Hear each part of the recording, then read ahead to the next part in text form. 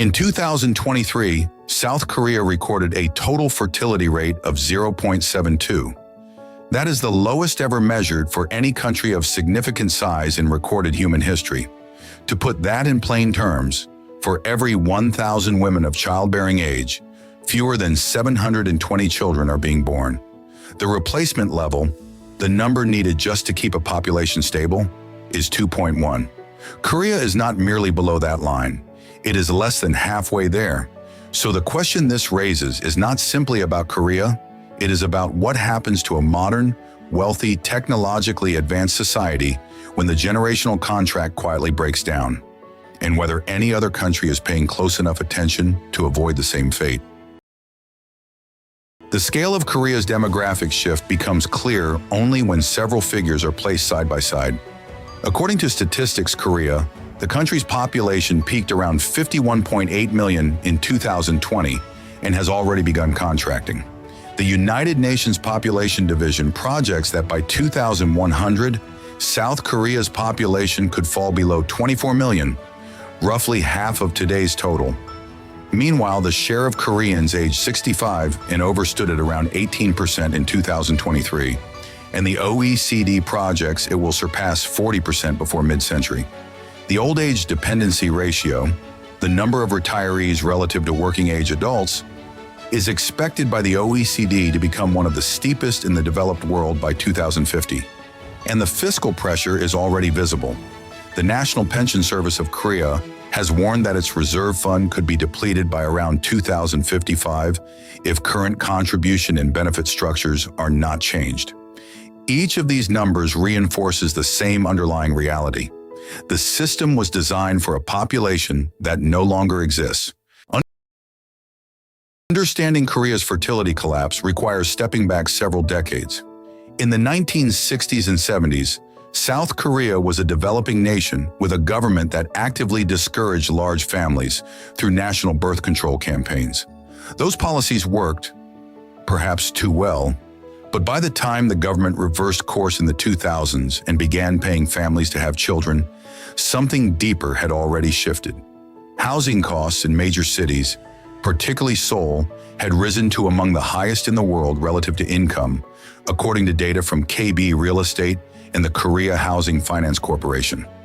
The cost of private education, known locally as Hagwon culture, added further financial pressure on young families. Research published through the Korea Institute for Health and Social Affairs found that young Koreans consistently cited housing, unaffordability, and education costs as the primary reasons for delaying or abandoning the idea of having children. Alongside economics, a profound cultural shift occurred. Women's educational attainment surged. Korea now has one of the highest rates of tertiary education among women in the OECD, yet workplace structures and domestic expectations failed to adapt at the same pace. The result was a generation of highly educated women who rationally calculated that children came at an unacceptable personal and professional cost. The consequences are already arriving, not as future projections, but as present-tense realities. The Bank of Korea has flagged demographic decline as a structural drag on long-term GDP growth. Schools in rural provinces are closing at an accelerating rate. The Ministry of Education reported the shuttering of hundreds of elementary schools over the past decade due to insufficient enrollment. Military planners are grappling with a shrinking pool of conscription-eligible young men. The healthcare system faces an inverse pressure, a rapidly growing elderly population requiring intensive care, while the working-age tax base that funds it contracts.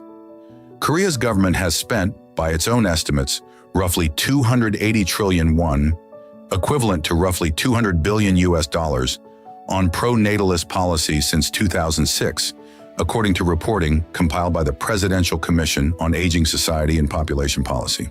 Birth rates continued to fall throughout that entire period. This is the central lesson about consequences. Throwing money at a symptom does not address the structural conditions that created it. Korea's aging crisis is not a uniquely Korean story. It is the leading edge of a wave moving across every advanced economy. The United States, whose own fertility rate fell to 1.62 in 2023, according to the CDC, is tracking the same downward slope, buffered for now by immigration, but not immune to the underlying pressures. Japan has lived this story for 30 years. Southern Europe is deep inside it. China's one-child legacy is compounding it at enormous scale.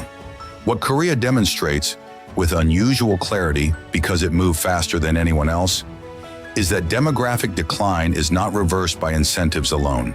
It requires restructuring the economic conditions that make family formation feel impossible: housing costs, childcare infrastructure, workplace flexibility, and genuine gender equity in both professional and domestic life.